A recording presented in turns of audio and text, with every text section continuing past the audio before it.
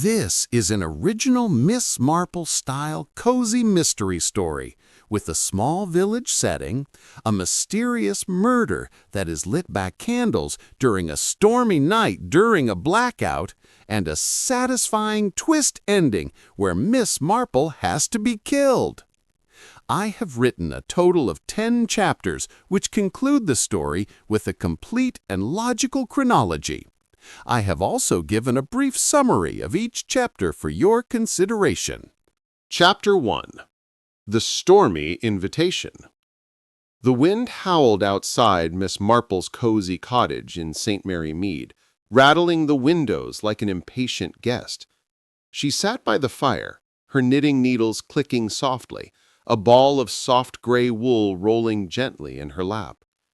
The day had been quiet, as most days were in the little village, but the air felt heavy, as if something big was coming. Miss Marple, with her sharp eyes and sharper mind, sensed it. She wasn't one to fuss, but her fingers paused when she heard a knock at the door. It was young Tommy, the postman's boy, soaked from the rain that had just started to fall. "Letter for you, Miss Marple," he said, handing her a creamy envelope with a fancy wax seal. She smiled, gave him a biscuit from the tin by the door, and sent him off with a pat on the shoulder. The envelope had a grand look, the kind that promised something interesting. She opened it carefully, her small scissors snipping the edge. The letter was from Colonel Hargrove, a wealthy man who lived in a big manor house just outside the village. He was known for his love of old things, books, paintings, and oddly, candles. Not just any candles, but rare ones made long ago with strange designs. The letter invited Miss Marple to a party at his manor that very evening.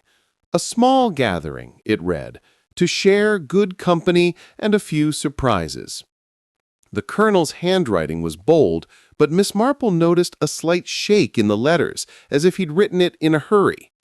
She leaned back in her chair, the fire crackling. A party in this weather? The sky was turning black, clouds piling up like trouble, but Miss Marple never said no to a mystery, and something about the invitation felt like one. She tucked the letter into her pocket, put on her warmest shawl, and started getting ready. Her old friend, Mrs. Bantry, had once said, "Jane, you can smell a secret a mile away." Miss Marple smiled at the thought. Maybe she could. By evening, the storm had grown wilder. Rain slapped against her umbrella as she walked to the manor, her boots splashing through puddles. The manor loomed ahead, its tall windows glowing faintly through the downpour. It was a grand place, all stone and ivy, but it looked lonely tonight, as if the storm had scared everyone away. A butler, Mr. Jenkins, opened the heavy oak door. He was tall, with a stiff face, but his eyes darted nervously. "Welcome, Miss Marple," he said, taking her wet coat. "The others are in the drawing room." The drawing room was warm, with a huge fireplace roaring. Candles flickered on every table, their light dancing on the walls. Colonel Hargrove stood by the fire, a tall man with a white mustache and a loud laugh. He held a glass of something golden, whiskey, probably, and greeted Miss Marple with a handshake. "So glad you could come, my dear lady. A stormy night needs good company." Miss Marple nodded, her eyes already scanning the room. There were 5 other guests, each one looking a bit out of place. First was Edith Hargrove, the colonel's older sister. She sat straight as a board, her lips tight, her gray hair pulled into a bun. She didn't smile, and Miss Marple noticed her fingers twisting a handkerchief as if she was angry about something. Next was Tom, the colonel's nephew, a young man with messy hair and a grin that didn't reach his eyes. He kept glancing at his uncle, like a dog waiting for a bone.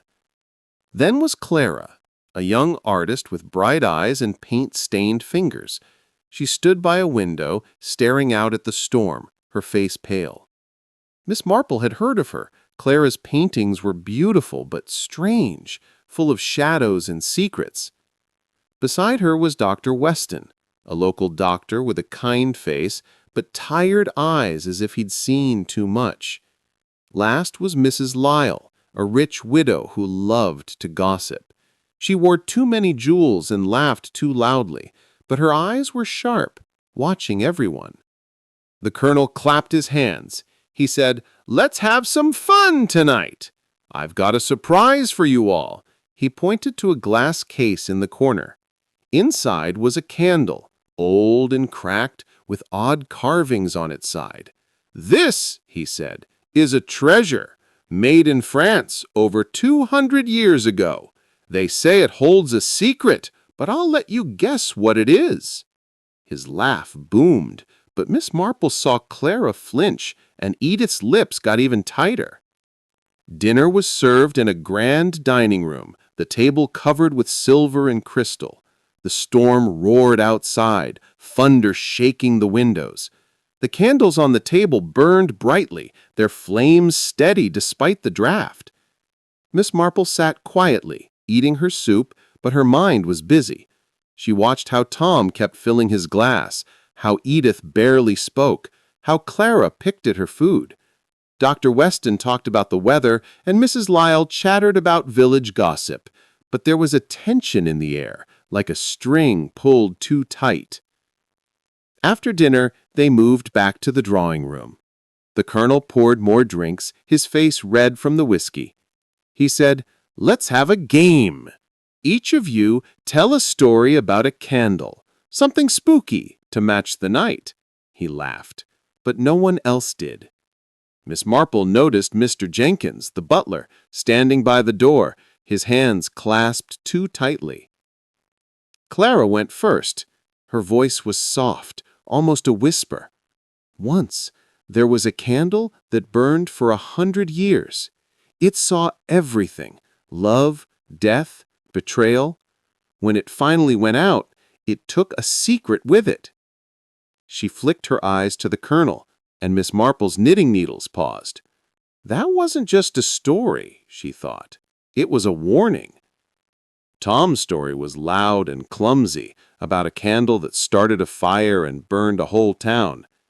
Edith's was short, about a candle that flickered in a church, watching a sinner pray. Dr. Weston told a dull tale about a hospital candle, and Mrs. Lyle's was all about a romantic evening that went wrong. Miss Marple didn't tell a story. She just listened, her eyes moving from face to face, catching every glance, every frown. As the clock struck 11, the storm grew worse. A huge crack of thunder made everyone jump, and then darkness. The lights went out. Someone gasped. The colonel laughed. "No need to panic," he said. "We've got plenty of candles." Mr. Jenkins lit more, and the room glowed again, but the mood had changed. Miss Marple felt it, a chill that wasn't just from the storm. She leaned back in her chair, her knitting in her lap. The colonel was talking loudly about his candle collection, showing off another one from the case. It was tall, with a faint green tint, and he said it came from a castle in Scotland. "They say it's cursed," he joked, but his eyes weren't laughing. Miss Marple watched Clara, who was staring at the candle like it was a ghost. Edith's handkerchief was now a tight ball in her hands. Tom was drinking again, his face flushed. Miss Marple didn't say much, but her mind was racing. She'd seen people like this before, hiding secrets, wearing masks. In St. Mary Mead, she learned that everyone had something to hide, even if it was just a small lie. But this felt bigger. The colonel's party wasn't just a party. The candles weren't just candles. And the storm outside? It was nothing compared to the storm brewing in this room. As the night went on, the guests started to relax, or at least pretend to. Mrs. Lyle told another loud story, Dr. Weston checked his watch, and Clara slipped away to the window again. Miss Marple watched her, noticing how her hands shook. Something was wrong, and Miss Marple knew it. She didn't have proof yet, but she had her instincts, and they never were wrong. The clock chimed 11. The colonel stood up, a bit unsteady from the whiskey. He said, "One more surprise. Follow me to the study. I've got something special to show you." He picked up the green-tinted candle, its flame flickering as he walked. The guests followed, their shadows stretching long on the walls. Miss Marple was the last to stand. She tucked her knitting into her bag and smoothed her skirt. Her eyes were calm, but her heart was alert. Whatever the colonel was about to show them, it wasn't going to be simple. And whatever secret was hiding in this manor, she'd find it. She always did. Chapter 2. Flickering Lights. The storm raged on outside Hargrove Manor, the wind screaming like a wild thing trapped. Inside, the drawing room felt stuffy, the air thick with the smell of candle wax and old wood.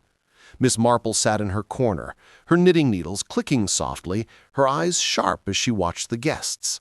The colonel's surprise in the study had been a letdown. Just another old candle, this one with faded gold patterns, locked in a glass case. He'd bragged about its history, something about a French queen. But Miss Marple wasn't listening to his words. She was watching faces. Clara, the young artist, stood by the tall window, her fingers twisting a loose thread on her sleeve. Her face was pale, almost ghostly in the candlelight, and her eyes kept darting to the colonel. Miss Marple noticed how Clara's hands shook when the colonel mentioned the candle's dark past. Something was eating at her, and it wasn't just the storm. Edith Hargrove, the colonel's sister, sat stiffly on a velvet chair, her lips pressed into a thin line. She hadn't touched her tea, and her handkerchief was now a crumpled mess in her lap. Miss Marple caught her glaring at her brother, a look so sharp it could cut glass. There was bad blood there, Miss Marple thought, the kind that festers over years. Tom, the nephew, slouched on a sofa, his glass empty again. He laughed too loudly at the colonel's jokes, but his eyes were cold, calculating. Miss Marple had seen boys like him in St. Mary Mead, hungry for money, quick to resent. He kept glancing at the glass case with the candles, as if they were worth more than gold. Dr. Weston, the doctor, was quiet, sipping his tea and watching the room like a tired owl. He seemed out of place, his suit a bit worn, his face lined with worry. Mrs. Lyle, the widow, was the opposite, loud and glittering, her jewels catching the candlelight. She chattered about village gossip, but her eyes flicked from person to person, like she was hunting for secrets. The candles were everywhere, on tables, shelves, even the mantel. Their flames danced, throwing shadows that twisted like ghosts on the walls. Miss Marple counted them. 12 in the room, all different sizes and colors. The colonel had a strange love for them, and it wasn't just about collecting. There was something deeper, something tied to the tension in the air. Suddenly, a loud crack of thunder shook the house. The lights flickered once, twice, then went out completely. The room plunged into darkness, lit only by the candles. Someone gasped, Mrs. Lyle probably, always dramatic. The colonel chuckled. "No need to fuss," he said. "The generator's old, but we've got light enough." Mr. Jenkins moved quickly, lighting more candles from a box by the door. His hands were steady, but Miss Marple noticed his eyes darting to the guests, as if he was counting them. Clara stepped away from the window, her face even paler now. "It's too dark," she muttered, almost to herself. She moved closer to the fire, hugging her arms. Miss Marple watched her, thinking of a girl she'd known in the village, one who'd been scared of her own shadow after a secret came out. Clara had that same look, guilty, or maybe just afraid. "Tell us more about your candles, Colonel," Mrs. Lyle said, her voice too bright. "They're so unusual." She leaned forward, her necklace clinking. The colonel grinned, happy to show off. He picked up a small, twisted candle from a table. "This one," he said, "came from an old church in Italy. They say it was lit during a trial for witchcraft." He was teasing, but Clara flinched, and Edith's hand tightened on her handkerchief. Miss Marple's needles paused. Witchcraft? The colonel was playing a game, stirring up the room. She looked at Clara, who was staring at the candle like it might bite. "Interesting," Miss Marple said softly, her voice calm. "Do all your candles have such dark stories?" The Colonel laughed, but it sounded forced. "Not all, my dear. Some are just pretty." The conversation turned to lighter things, village fairs, the weather, but Miss Marple wasn't fooled. The room was like a pot about to boil over. She noticed Tom whispering to Edith, his voice low, urgent. Edith shook her head sharply, and Tom's face darkened. Trouble, Miss Marple thought. Family trouble. She sipped her tea, her eyes moving to the butler. Mr. Jenkins was clearing empty glasses, but he was listening too. His face was blank, like a mask, but Miss Marple had seen men like him before, quiet ones who knew more than they let on. She made a note to watch him. The clock on the mantel chimed midnight, its sound heavy in the quiet room. The storm seemed to answer, a gust of wind rattling the windows. Clara jumped, knocking over a small candle on the table beside her. Wax spilled, and the flame went out with a hiss. "Oh!" she gasped, her voice sharp. "I'm sorry, "No harm done," the Colonel said, but his eyes narrowed. Mr. Jenkins quickly replaced the candle, lighting it with a match. Miss Marple watched the wax on the table, still soft, pooling like a clue. Something about it bothered her, but she couldn't place it yet. "Perhaps we should call it a night," Dr. Weston said, standing. His voice was gentle, but there was a strain in it, like he wanted to leave. The others murmured agreement, but the Colonel waved a hand. "Nonsense! One more drink, then bed. We're safe here, storm or no storm." Miss Marple didn't argue, but she felt a prickle at the back of her neck. Safe? She wasn't so sure. The candles burned on, their flames steady, but the shadows they cast seemed to move in ways they shouldn't. She thought of the village, of the quiet scandals she'd unraveled over tea and gossip. This manor was no different, just bigger, with fancier secrets. As the guests stood to leave, Clara lingered by the fire, her eyes fixed on the flames. Miss Marple moved closer, her knitting bag over her arm. "Are you all right, my dear?" she asked, her voice soft as a grandmother's. Clara started, then forced a smile. "Just tired," she said. "The storm, it's loud." Miss Marple nodded, but she didn't believe it. Clara's eyes were too wide, her hands too shaky. She was hiding something, and Miss Marple would find out what. She always did. The Colonel led the way upstairs, his candle casting long shadows on the walls. The guests followed, their footsteps muffled on the thick carpet. Miss Marple was last, her eyes catching every detail. The way Tom's hand brushed Edith's arm, the way Mr. Jenkins lingered at the door, the way Clara clutched her shawl like a shield. In her room, Miss Marple set her knitting on the bedside table and looked out the window. The storm was a beast, tearing at the trees. But it wasn't the storm that worried her. It was the people in this house, each one carrying a secret like a hidden knife. She thought of the candles, their flames so bright, their wax so soft. There was something about them, something more than the Colonel's stories. She climbed into bed, pulling the quilt up to her chin. The manor was quiet now, but it wasn't peaceful. Miss Marple closed her eyes, her mind still working, piecing together the looks, the words, the shadows. In St. Mary Mead, she'd learned that secrets always came to light, like moths to a flame, and here, in this big old house, the flame was burning bright. Chapter 3. The Midnight Snuff. The storm roared on, its howls shaking Hargrove Manor like a beast clawing at the walls. Miss Marple lay in her guest room, the quilt pulled tight, but sleep wouldn't come. Her mind buzzed with the night's odd moments. Clara's shaky hands, Edith's sharp glares, Tom's greedy eyes. The candles, too, stuck in her thoughts, their flames hiding something darker. She listened to the wind, her knitting needle still on the bedside table, when a piercing scream cut through the night. She sat up, heart steady but alert. The scream came from downstairs, sharp and raw, like someone had seen a ghost. Miss Marple slipped on her shawl, grabbed her small flashlight, and moved to the door. The manor was dark, the power still out, and the hallway was a tunnel of shadows lit only by a faint candle glow from below. She stepped carefully, her soft shoes silent on the carpet. Voices murmured now, growing louder as she reached the grand staircase. The other guests were already there, gathered at the bottom, their faces pale in the flickering light. Mrs. Lyle clutched her necklace, her eyes wide. Dr. Weston knelt by the study door, his hands moving fast. Clara stood frozen, her hands over her mouth, while Tom leaned against the wall, his face blank, but his eyes darting. Edith was nowhere to be seen. "What's happened?" Ms. Marple asked, her voice calm but firm. Mr. Jenkins, the butler, appeared from the study, his face gray. "It's the colonel," he said, his voice low. "He's dead." Ms. Marple's eyes narrowed. She stepped into the study, where candles burned on every surface, their light throwing eerie shapes on the walls.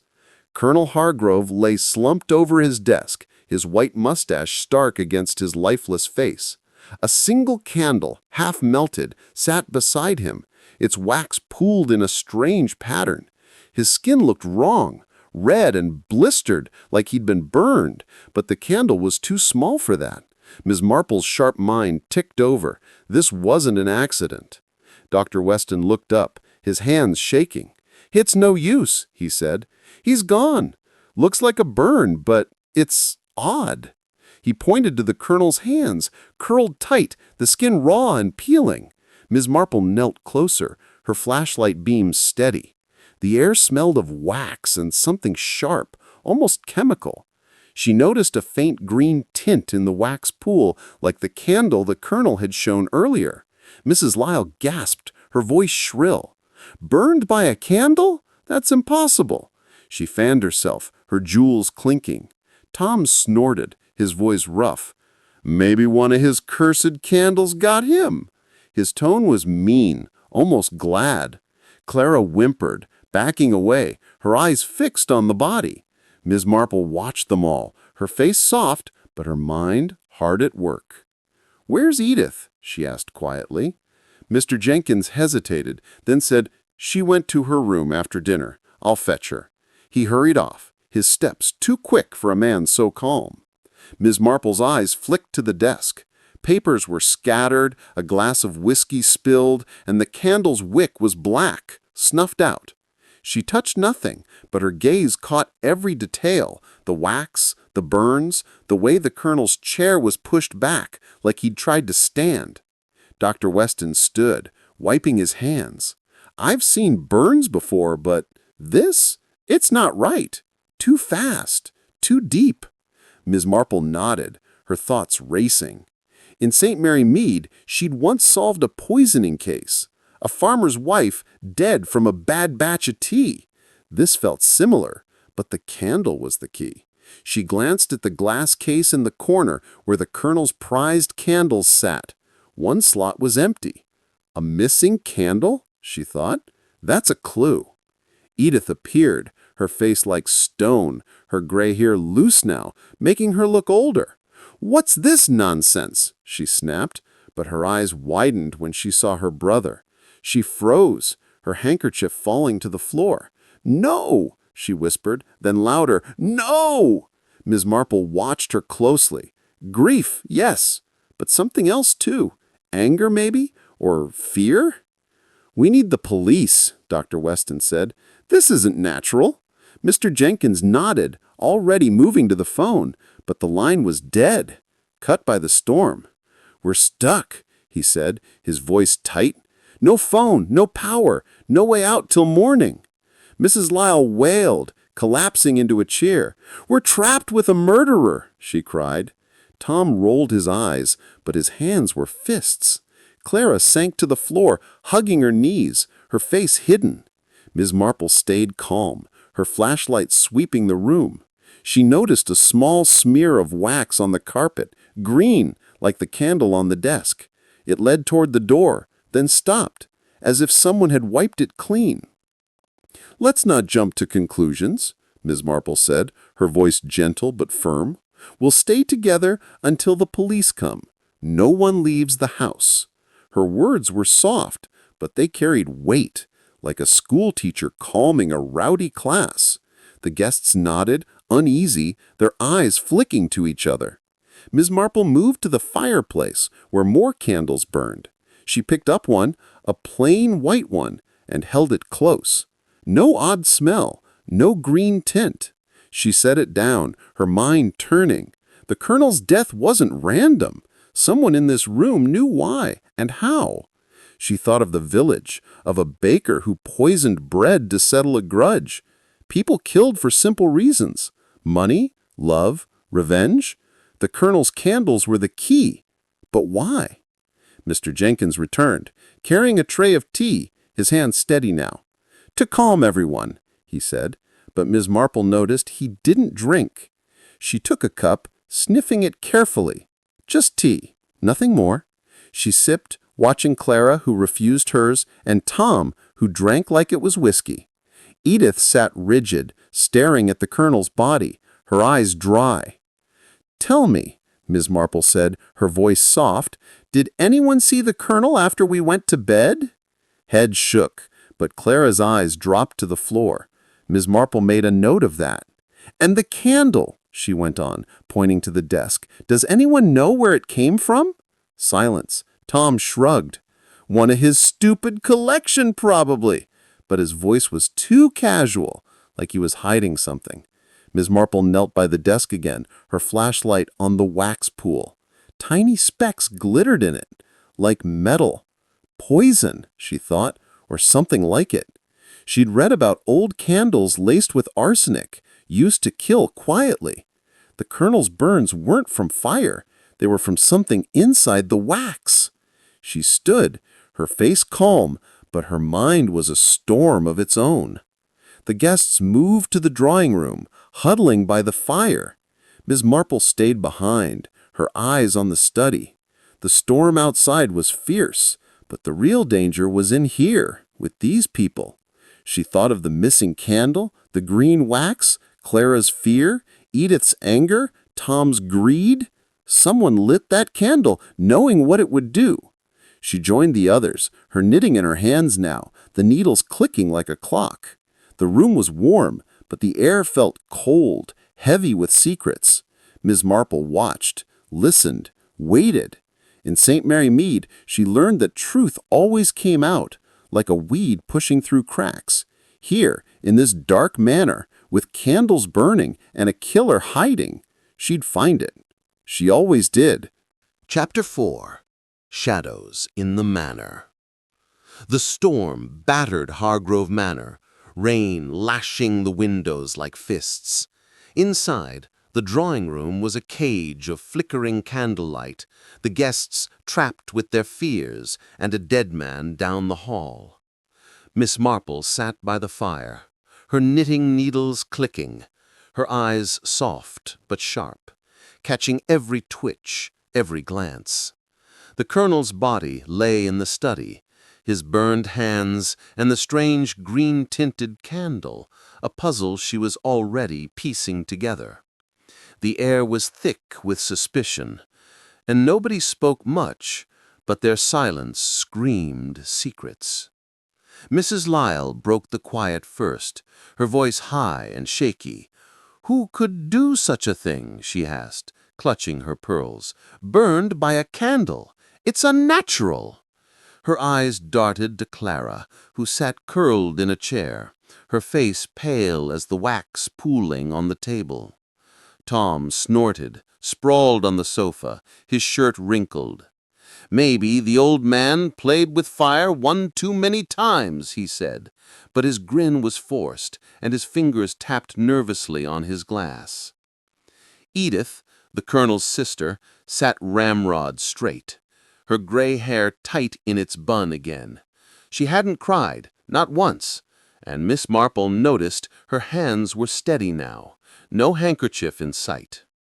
"Don't be crude, Tom," Edith snapped, her voice like a whip. "My brother was no fool." Her eyes flicked to the glass case of candles in the corner, and Miss Marple followed her gaze. The empty slot where a candle was missing stood out like a gap in a smile. Dr. Weston paced by the window, his face drawn. "We need the police," he muttered. "This storm's cut us off, but we can't just sit here." Mr. Jenkins, the butler, stood by the door, his face blank, but his eyes watchful. "The phone's still dead. Roads are flooded. We're stuck till dawn." His voice was calm, but Miss Marple caught a flicker of something, nerves maybe, or guilt. She stood, her shawl neat over her shoulders, and moved to the glass case. The candles inside were old, some cracked, others carved with strange patterns. "Colonel Hargrove was proud of these," she said softly, as if thinking aloud. "But one's gone. Does anyone know which?" The room went still. Clara's head jerked up, her eyes wide. Tom stopped tapping his glass, Edith's lips tightened, and Dr. Weston paused mid-step. "No idea," Tom said, too fast. He had dozens of those things. But his eyes slid away, and Miss Marple made a note of it. She turned to Clara.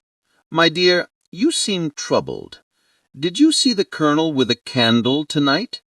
Clara shook her head, her voice barely a whisper. "No, I went to bed early." But her hands twisted in her lap, and Miss Marple knew a lie when she saw one. She moved to Edith next, her voice gentle. "Mrs. Hargrove, you and your brother were close, weren't you?" Edith's eyes flashed. "Close enough," she said curtly, "but he was stubborn, always chasing his silly hobbies." Her tone was bitter, and Miss Marple caught it. Resentment, deep and old, like a wound that never healed. Dr. Weston cleared his throat. "I saw the Colonel in the study before bed.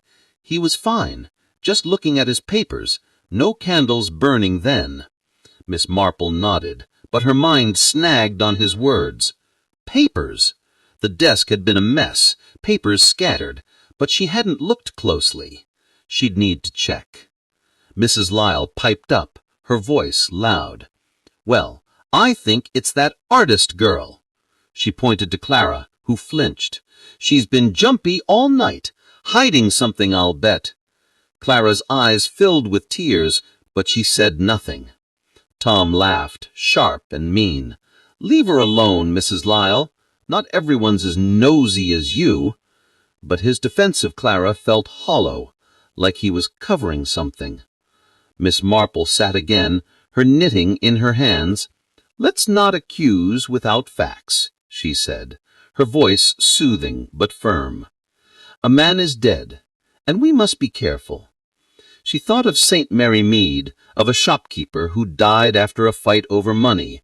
People killed for simple things, greed, anger, secrets. The Colonel's death was no accident, and the missing candle was the key.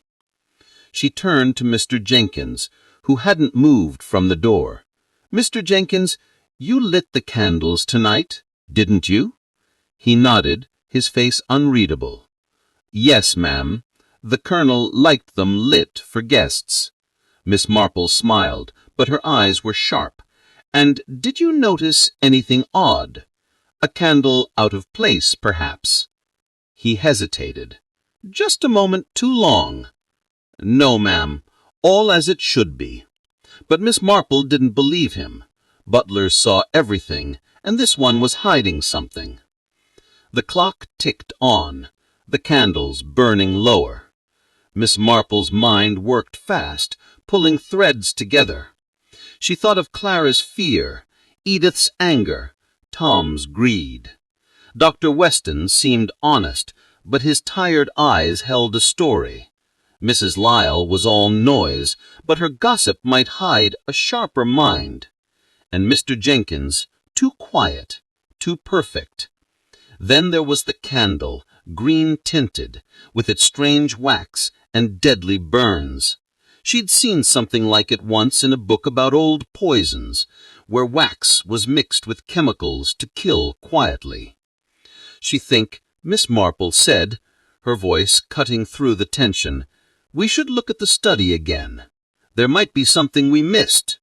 The others hesitated, but Dr. Weston nodded. "Good idea. I'll come." Tom shrugged, standing.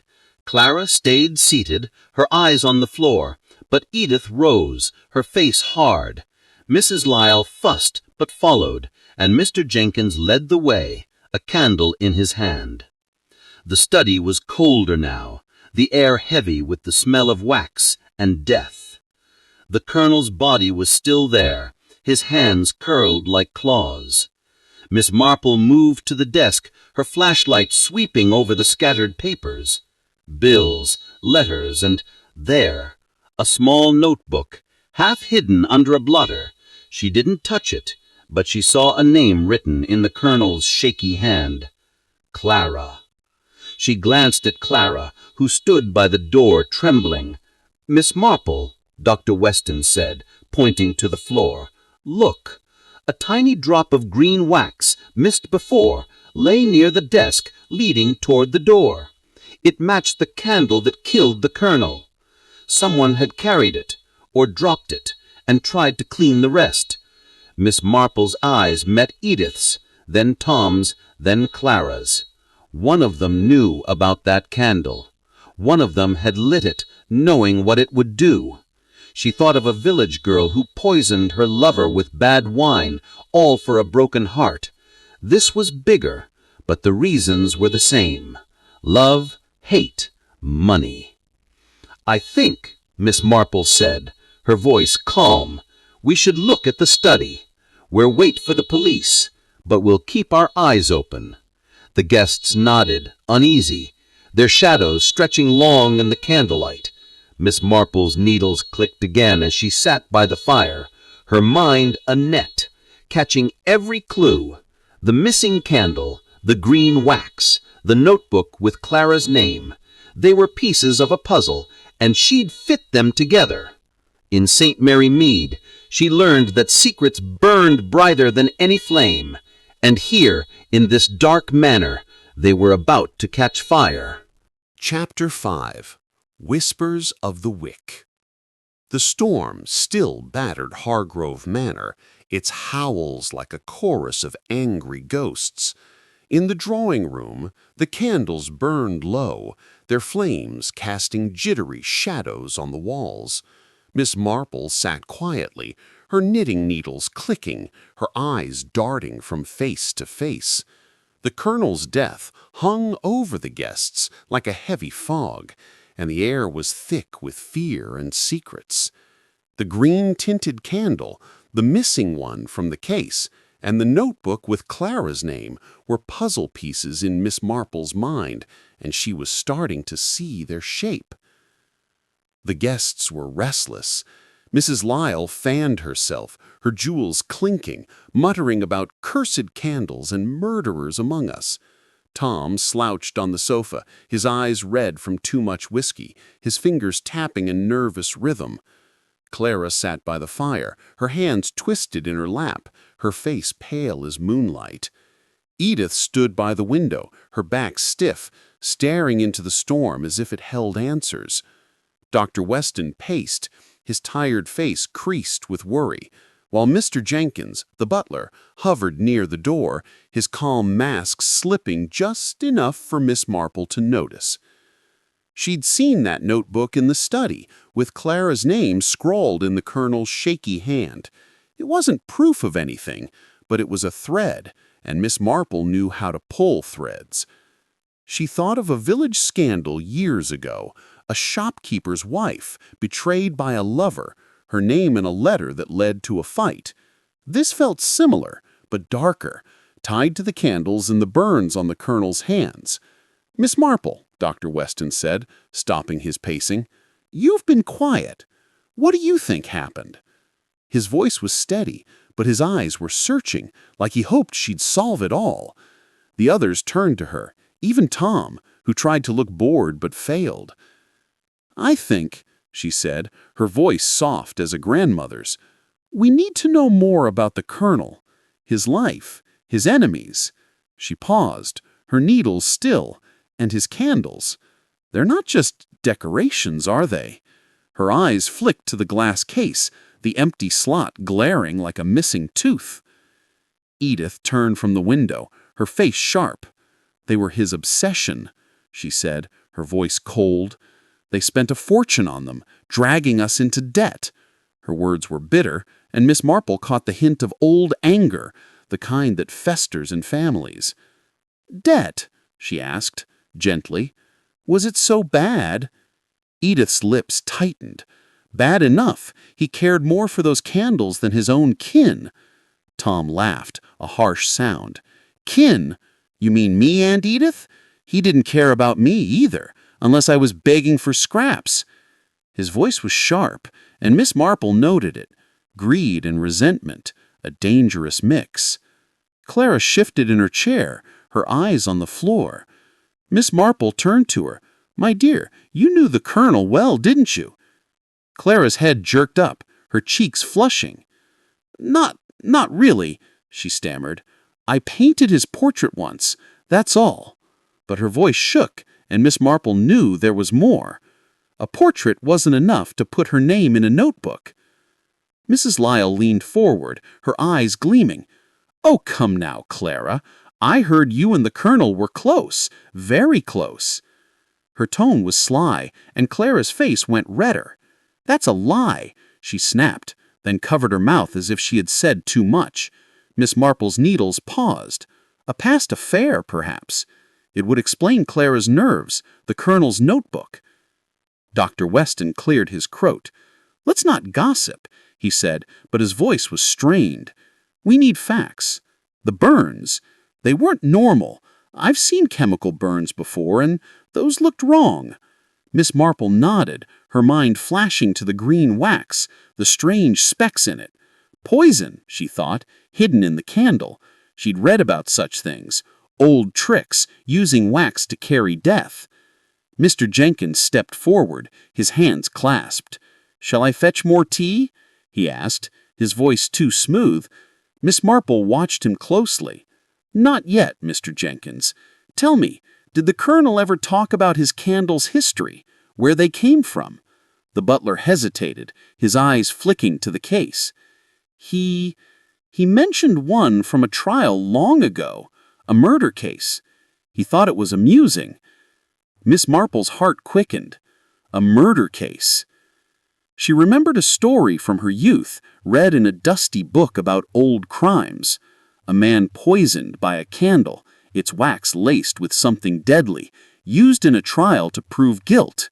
The Colonel's collection wasn't just a hobby, it was a clue to his past. "Did he say more?" she asked, her voice calm but firm. Mr. Jenkins shook his head, but his fingers twitched. "No, ma'am, just stories." Miss Marple didn't believe him. Butlers heard everything, and this one was holding back.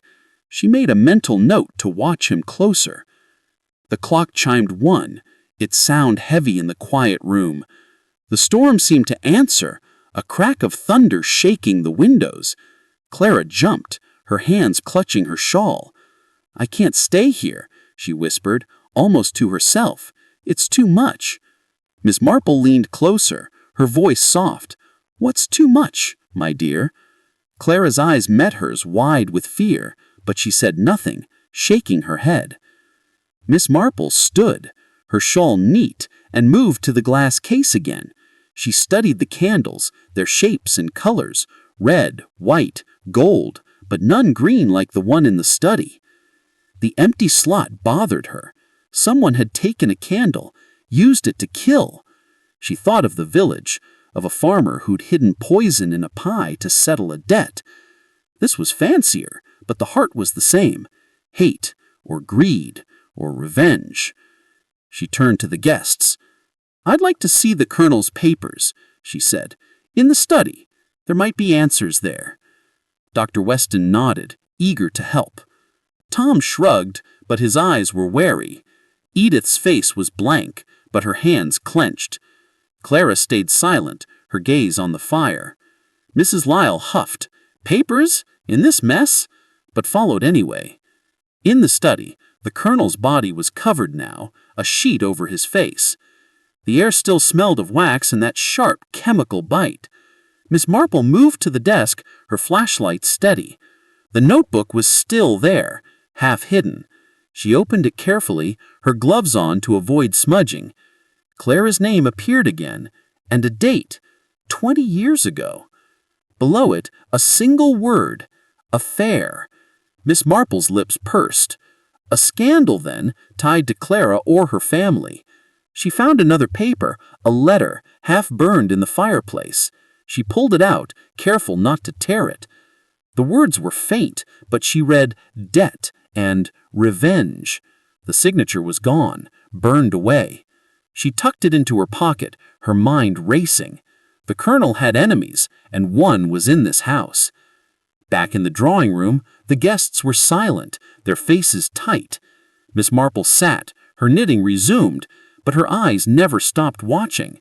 Clara's fear, Edith's anger, Tom's greed, Mr. Jenkins' secrets, they were all threads, weaving a pattern. The candles were the key, tied to a past murder, a trial, a secret the colonel had kept. She thought of St. Mary Mead, of a widow who killed for love, her crime hidden in plain sight.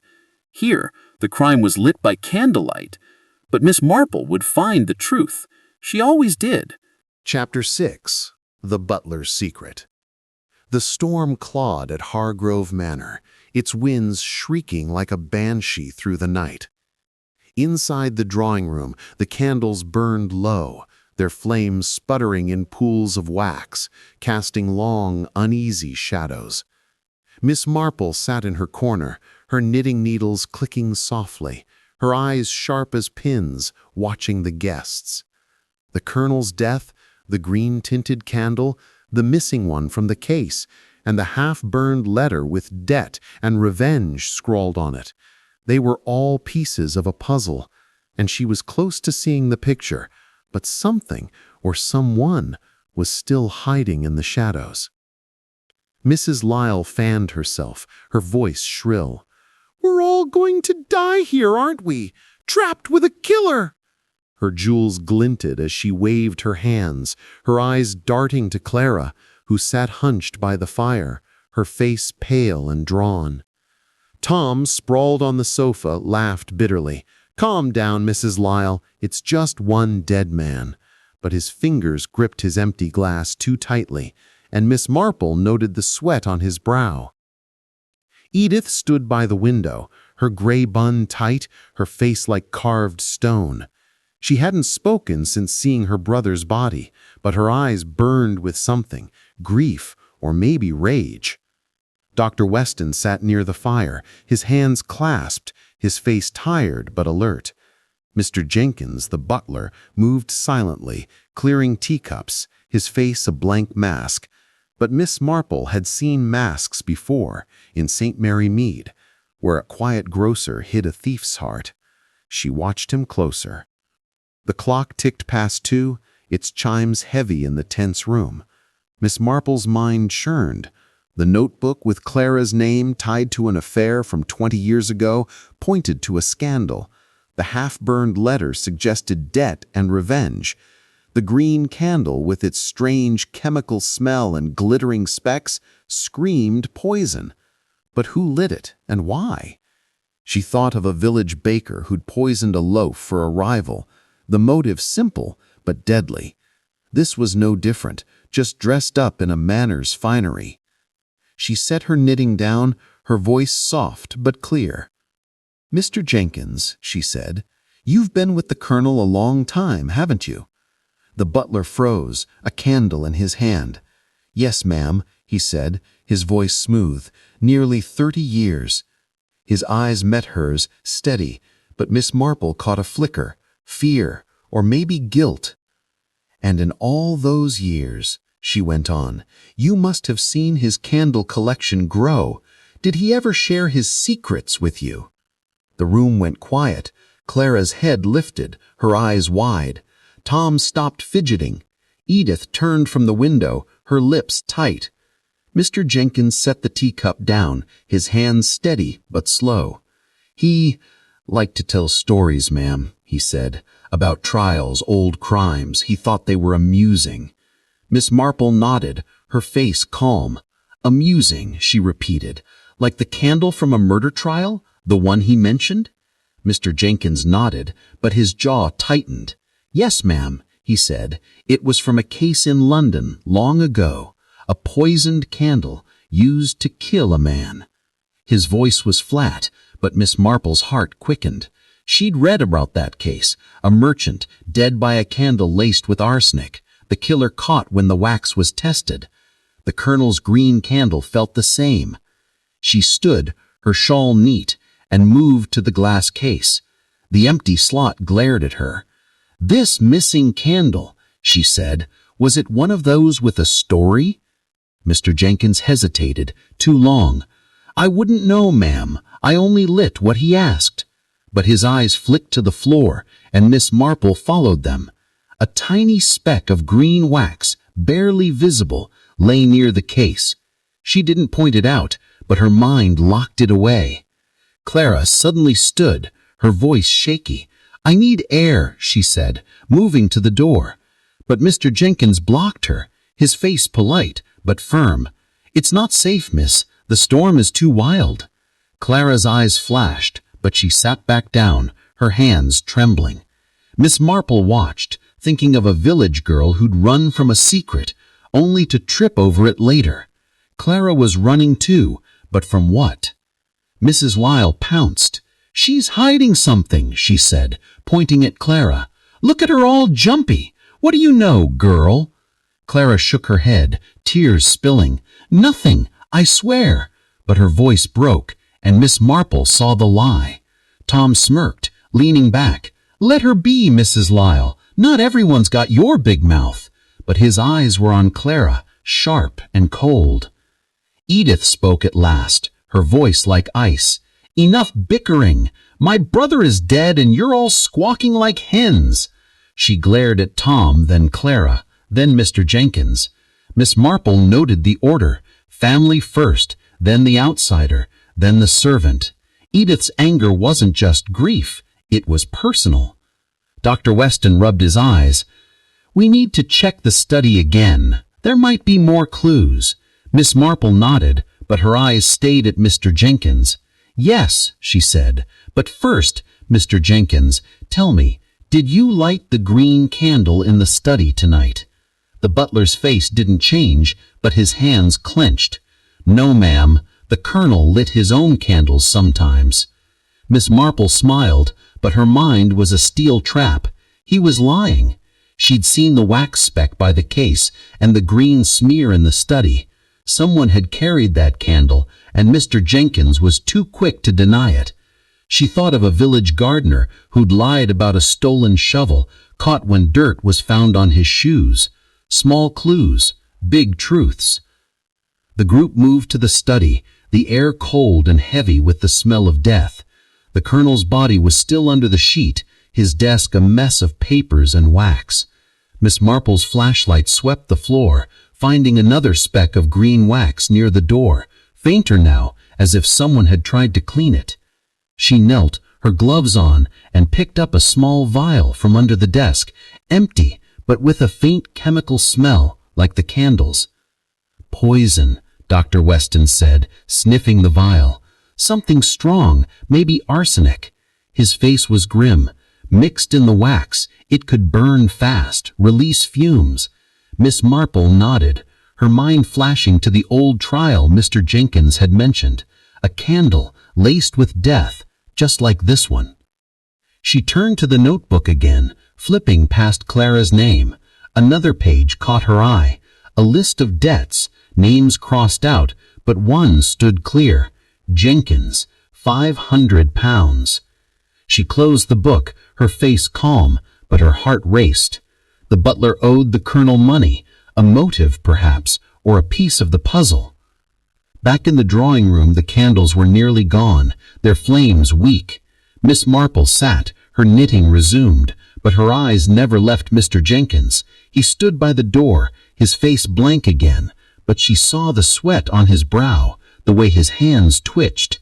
Clara was silent, her eyes on the fire. Tom drank more, his grin gone.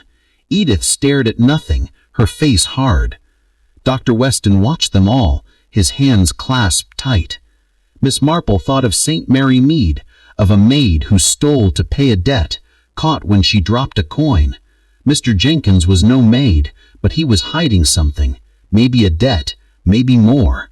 The green candle, the vial, the notebook, they were threads, and she was weaving them.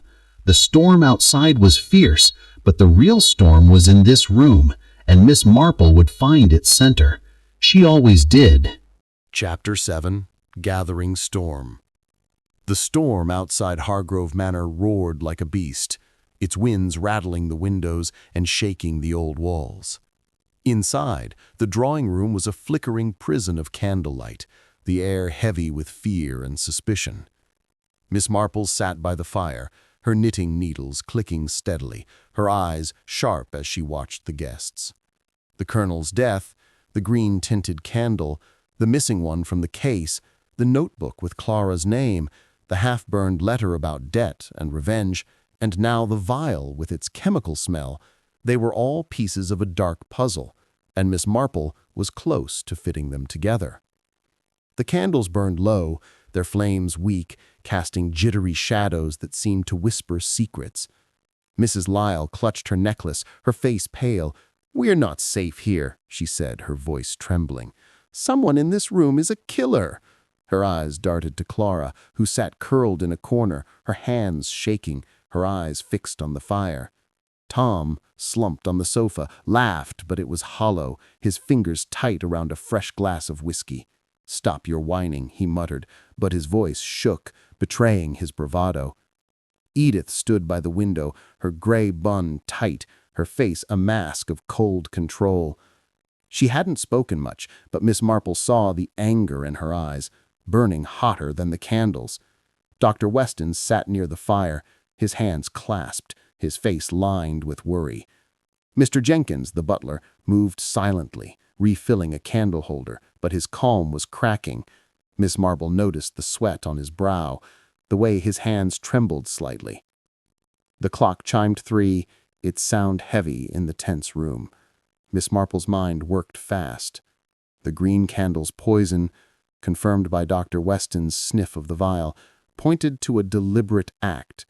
The notebook's mention of Clara and an affair, the letter's talk of debt and revenge, and Mr. Jenkins' name on a list of debts, they were all pieces of a dark puzzle, and Miss Marple was close to fitting them together. Suddenly, a crash came from the hall, followed by a scream. Clara's voice, sharp and terrified. The guests jumped, and Miss Marple was on her feet, her shawl neat, her flashlight in hand. "Stay calm," she said, her voice steady, like a schoolteacher calming a frightened class. They rushed to the hall, where Clara stood by a fallen candelabra, flames licking the carpet. A heavy curtain was smoldering, the smell of burning fabric sharp in the air. "It fell," Clara gasped, her hands shaking, and Miss Marple saw fear in her eyes, not just fear of the fire, but something deeper. Mr. Jenkins grabbed a blanket, smothering the flames, his movements quick, but his face pale. Dr. Weston helped, stamping out the last sparks. "That was no accident," he said, his voice low. "The candelabra was heavy. Someone pushed it." Mrs. Lyle gasped, clutching Tom's arm. "Another murder attempt. She's next, isn't she?" She pointed at Clara, who shrank back, tears streaming. Tom shook Mrs. Lyle off, his face dark. "Shut up, you old bat. You're scaring her." But his eyes were on Clara, sharp and calculating, and Miss Marple noted it. Edith stood forward, her voice icy. "This is madness. First my brother, now this? Who's doing this?" Her eyes swept the group, lingering on Clara, then Mr. Jenkins. Miss Marple followed her gaze, her mind ticking. The candelabra hadn't fallen on its own. It was too sturdy, too heavy. Someone had pushed it, aiming for Clara. But why? "Let's look," Miss Marple said, her voice soft but firm. She knelt by the candelabra, her flashlight sweeping the floor. A faint smear of green wax, like the one in the study, caught her eye. It was fresh, not yet hardened, and it trailed toward the stairs. She didn't point it out, but her heart quickened. The same poison candle, or another like it. Was it play? "Clara, my dear," Miss Marple said, standing, "why were you in the hall alone?" Clara's eyes widened, her voice shaky. I couldn't sleep. I needed to move, to think." But her hands twisted her shawl, and Miss Marple knew she was hiding something. A secret, tied to the Colonel, tied to the notebook's affair. Dr. Weston examined the candelabra, his face grim. "This was no accident," he said again. "The base is solid. It was pushed hard." He looked at the guests, his eyes narrowing. "Someone here knows more than they're saying." Mrs. Lyle wailed, but Tom just shrugged, his grin forced. "Maybe Clara's clumsy," he said. But his voice was too casual, and Miss Marple saw his fingers twitch. Mr. Jenkins cleared his throat. "I'll check the other rooms," he said, moving to leave. But Miss Marple's voice stopped him. "Stay, Mr. Jenkins. We're safer together." Her tone was gentle, but her eyes were steel. The butler nodded, but his jaw tightened, and Miss Marple marked it. His debt to the Colonel. His lies about the candles. He was a thread she hadn't fully pulled. Back in the drawing room, the candles were nearly spent, their light dim. Miss Marple sat, her knitting resumed, but her mind was a storm of its own. The green wax, the candelabra, Clara's fear. They pointed to a killer who wasn't done. She thought of the Colonel's past, the trial he mentioned, the poisoned candle from long ago. Was this revenge for that old crime? Or something closer, like Edith's resentment, Tom's greed, or Mr. Jenkins' debt? She spoke, her voice cutting through the silence. "The candle that killed the Colonel was poisoned, wasn't it, Dr. Weston?" He nodded, his face grave. "Arsenic, I'd guess, mixed in the wax. It burned fast, released fumes." Miss Marple nodded, her eyes on Clara.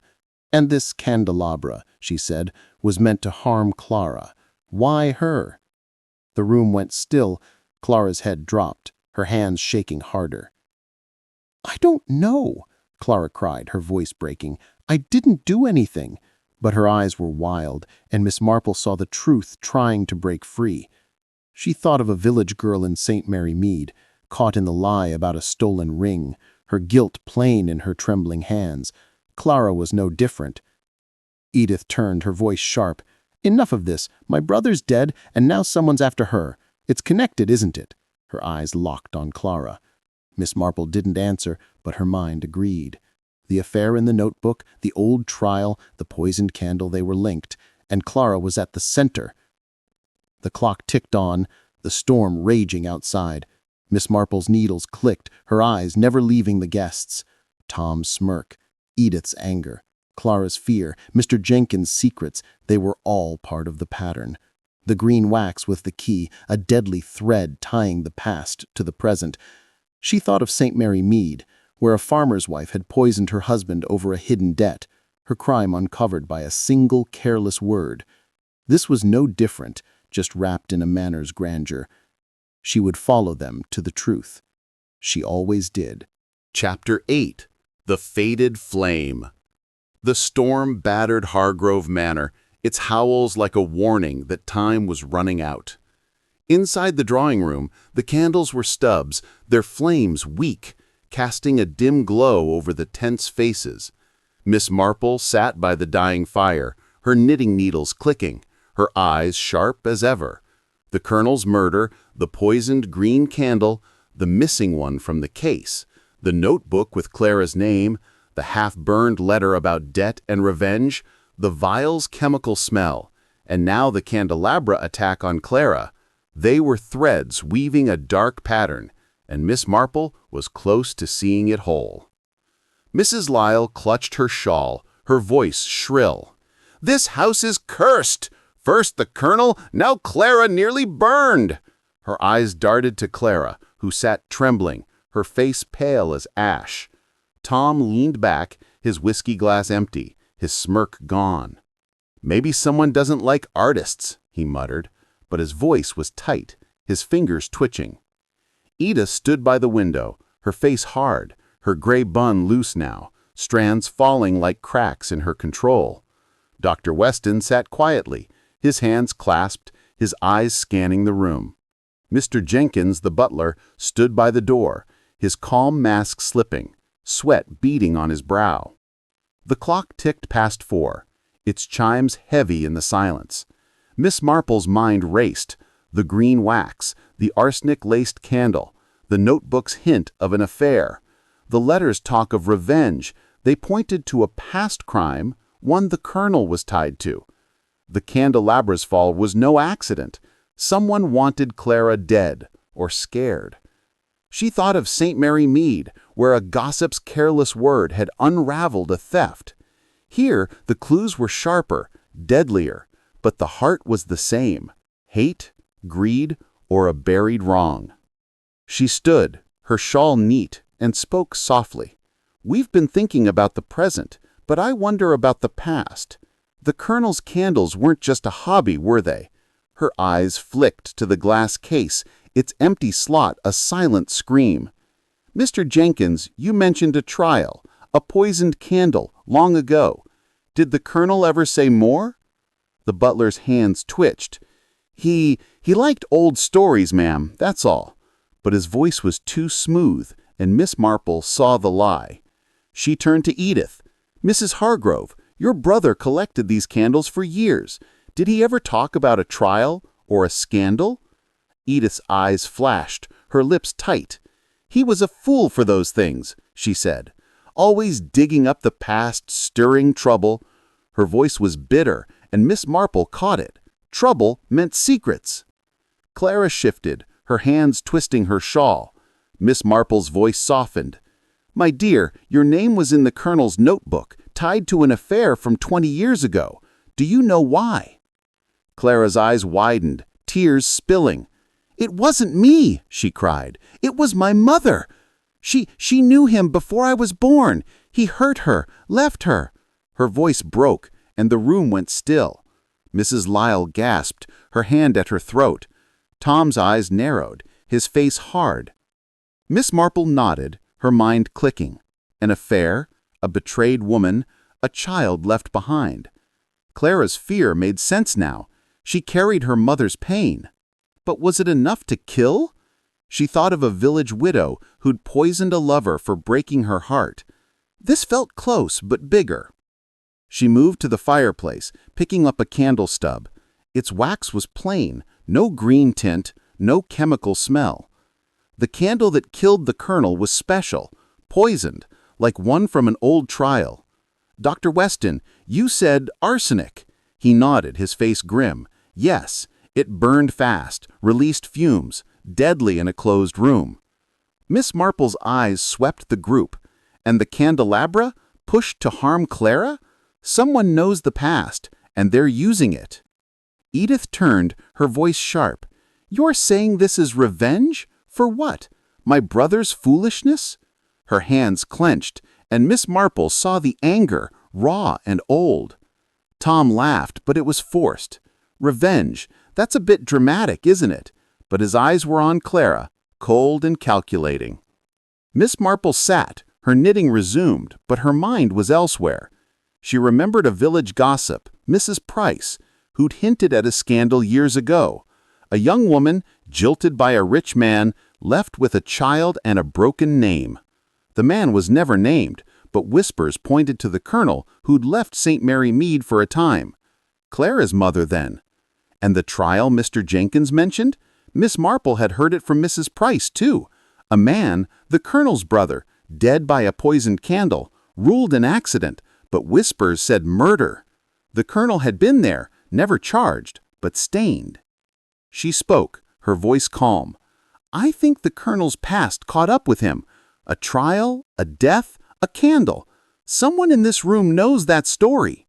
Her eyes moved from Clara's tears to Edith's anger, Tom's unease, Mr. Jenkins' sweat. Dr. Weston frowned, but his face was open, honest. Mrs. Lyle was all noise, but her eyes were sharp, watching. Clara stood, her hands shaking. "My mother told me he ruined me," she said. "He promised love, then left. She died broken.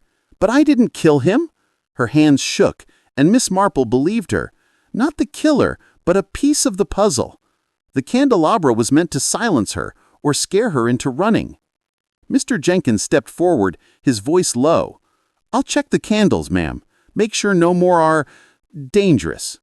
But Miss Marple's voice stopped him. "Stay, Mr. Jenkins. We need you here." Her tone was gentle, but her eyes were steel. His debt to the Colonel, his lies about the candles. He was hiding something, and she'd find it. The candles flickered, their light fading.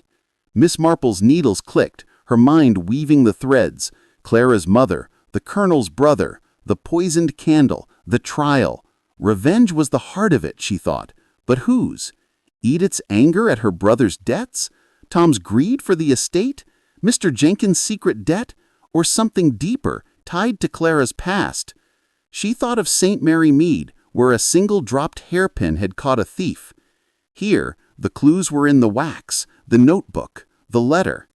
The storm outside was fierce, but the real storm was in this room, and Miss Marple was close to its heart. She'd pull the final thread, and the truth would burn bright. She always found it. Chapter 9. Illuminated Truth. The storm's fury shook Hargrove Manor, its winds howling like a trapped animal. But inside the drawing room, a heavier silence gripped the guests. The candles were nearly gone, their flames flickering like fading hopes, casting long shadows that danced with secrets. Miss Marple sat by the fire, her knitting needles still, her eyes sharp as she watched the faces around her. The Colonel's murder, the poisoned green candle, the missing one from the case, the notebook naming Clara, the half-burned letter of debt and revenge, the vial's chemical stench, the candelabra aimed at Clara, and the old trial tied to the Colonel's brother. They were threads woven tight, and Miss Marple was ready to unravel them. Mrs. Lyle clutched her shawl, her voice a nervous whisper. "We're all doomed, aren't we? A killer's here, watching us." Her eyes flicked to Clara, who sat trembling, her face pale as the dying flames. Tom slouched on the sofa, his whiskey glass long empty, his smirk replaced by a tense frown. Edith stood by the window, her gray hair loose, her face a mask of cold fury. Dr. Weston sat quietly, his hands clasped, his tired eyes alert. Mr. Jenkins, the butler, stood by the door, his calm cracking, his hands twitching like a cornered man's. The clock chimed 5, its sound a heavy toll in the dim room. Miss Marple's mind was a steel trap, holding every clue. Clara's mother, ruined by the Colonel's affair. The trial, where his brother died by a poisoned candle, ruled an accident, but whispered as murder. The green wax with arsenic. The notebook, the letter, the vial. The candelabra's fall was no accident. Someone wanted Clara silent. But who? She thought of St. Mary Mead, where a single careless glance had caught a liar. Here, the truth was close, burning like a candle's wick. She stood, her shawl neat, and spoke, her voice soft but commanding. "It's time we faced the truth," she said. "The Colonel was killed by a poisoned candle, just like his brother years ago. That wasn't an accident, and neither is this." The room froze. Clara's eyes widened, tears brimming. Tom's jaw tightened, Edith's hands clenched. Mr. Jenkins looked at the floor. Miss Marple moved to the center, her flashlight in hand. "Let's gather in the dining room," she said. "It's time to light the final candle." The guests hesitated, but her calm authority pulled them along. Mr. Jenkins lit a fresh candle, a plain white one, no green tint, and led the way.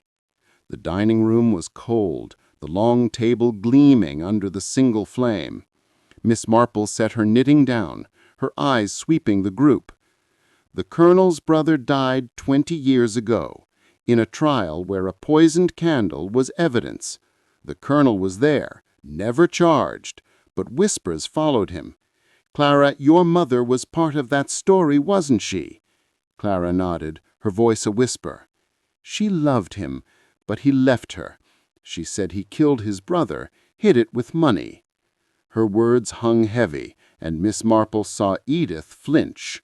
She turned to Edith. "You knew, didn't you? Your brother's secret, his guilt." Edith's face hardened. "He was a fool, not a killer," she snapped. but her voice shook. Miss Marple nodded, her eyes moving to Tom. "And you, Tom, you wanted the estate, but the Colonel's debts left little. Did you know about his brother, too?" Tom's eyes flashed. "I was a kid then. I just wanted what's mine." His voice was sharp, defensive. Miss Marple's gaze settled on Mr. Jenkins. "And you, Mr. Jenkins, you owed the Colonel money, £500, written in his notebook. You knew about the trial, the candles. You lied about not lighting the green one." The butler's face went white, his hands trembling. I didn't kill him," he stammered. "I lit candles, yes, but not that one." Miss Marple held up the half-burned letter, pulled from her pocket. "This speaks of debt and revenge. Someone wanted the Colonel dead for what he did, his brother's murder, Clara's mother's ruin. The green candle was no accident. It was made, laced with arsenic, just like the one in the trial." She paused, her eyes on Tom. "You knew the story, Tom. You were young, but you heard the whispers. Your father was the Colonel's brother, wasn't he?" The room gasped. Mrs. Lyle's hand flew to her mouth. Clara's eyes widened. Tom stood, his face red. "What are you saying, old woman?" he shouted, but his voice cracked. Miss Marple's voice stayed calm. "Your father died by a poisoned candle, and the Colonel walked free. You grew up poor, while he lived rich. You wanted revenge and the estate. You found a candle in his collection, mixed arsenic in the wax, and lit it in the study." Tom laughed, but it was desperate. "You're mad. No proof." Miss Marple pointed to the floor, where a speck of green wax gleamed. "You dropped wax, Tom, carrying that candle. And your alibi? You said you were in bed, but Clara saw you in the hall, didn't she?" Clara nodded, her tears falling. I saw him near the study, before the scream." Edith stepped forward, her voice shaking. "Tom, is this true?" Tom's face twisted. "He deserved it. He killed my father, took everything. I waited years, planned it right." His voice spilled like poison, and the room went still. Dr. Weston stood up, his voice firm. "That's a confession, Tom." Mr. Jenkins moved to the door, blocking it. Miss Marple's eyes softened, but her voice was steel. "And the candelabra, Tom? You pushed it to scare Clara, keep her quiet about your past." Tom's shoulders slumped, his fight gone. She knew too much. Her mother's stories. I thought she'd talk. Mrs. Lyle wailed, collapsing into a chair. Edith's face crumpled, her anger breaking into grief. Clara sobbed, her hands covering her face. Miss Marple sat, her knitting picked up again, her needles clicking. She thought of St. Mary Mead, where a single dropped needle had caught a thief.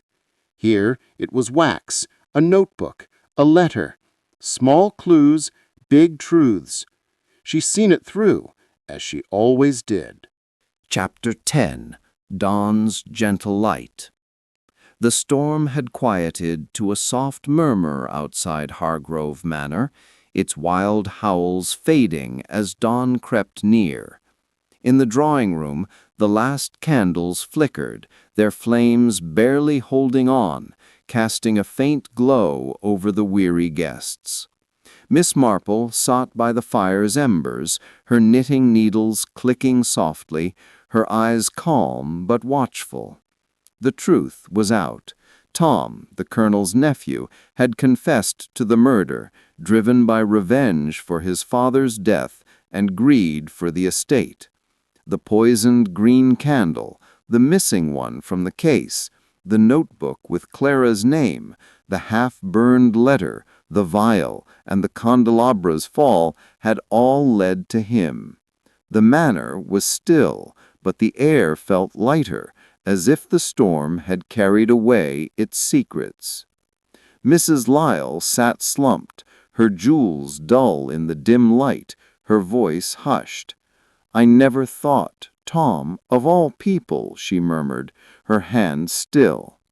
Clara sat by the fire, her face pale but her tears dry, her shawl wrapped tight. Edith stood by the window, her gray hair loose, her face etched with grief and shame. Dr. Weston guarded Tom, who was tied to a chair with curtain cord, his head bowed, his fight gone.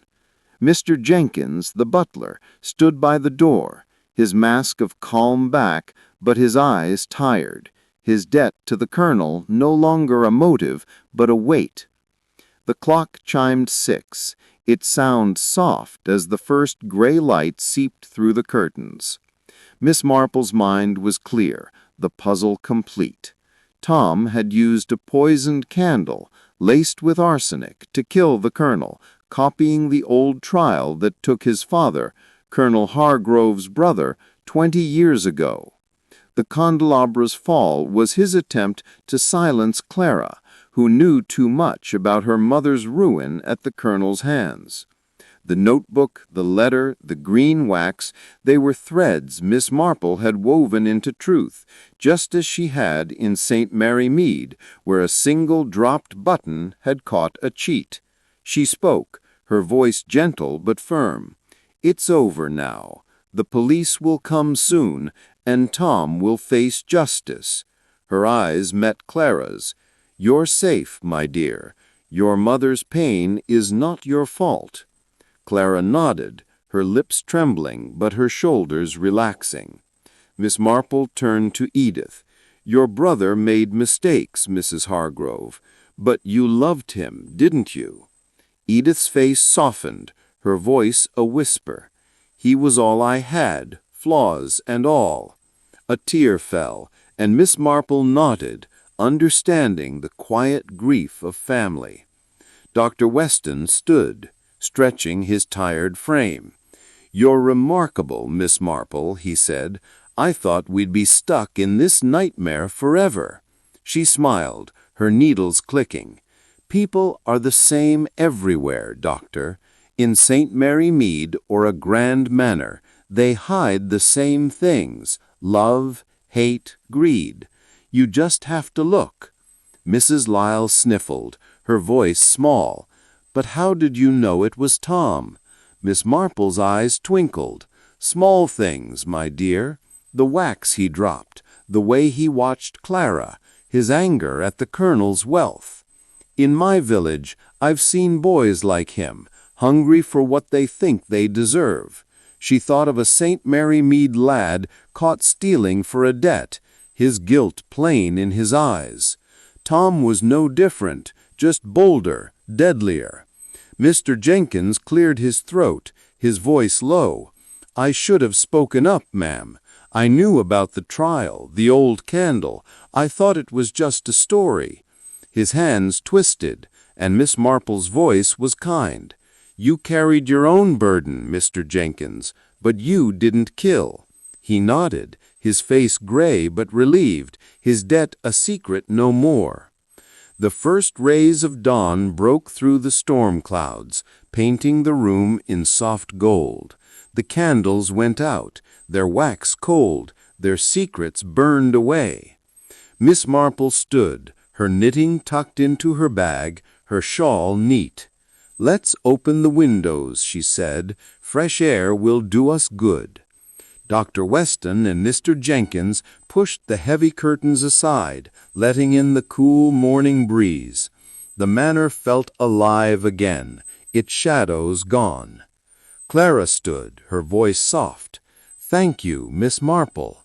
I thought I'd be blamed." Miss Marple patted her hand. "Truth finds its way, my dear, always." She thought of Clara's mother, broken by the colonel, and hoped the girl would find peace. Edith turned from the window, her face softer now. "I'll sell this place," she said. "Too many ghosts." Miss Marple understood. The manor held too much pain, debts, betrayals, death. A new start was best. The sound of a car engine rumbled outside, tires crunching on the wet gravel. The police, Dr. Weston said, relief in his voice. 2 officers entered, their faces stern but kind. Miss Marple explained, her words clear and simple, the candle, the poison, Tom's confession. They nodded, taking Tom away, his head still bowed, his hands bound. As the guests gathered their things, Miss Marple walked to the hall, her boots quiet on the carpet. The storm had left puddles outside, but the sky was clear, the air fresh. She thought of St. Mary Mead, her cozy cottage, her garden. She'd be home soon, knitting by her fire, sipping tea, the manor's secrets just another story. Back in the village, she'd sit with Mrs. Bantry, sharing the tale over biscuits. People never change, she'd say, and Mrs. Bantry would laugh, calling her a marvel. Miss Marple smiled, her bag over her arm, and stepped into the dawn. The manor's shadows were gone, its truth laid bare. She'd found it, as she always did, with a sharp eye and a quiet heart.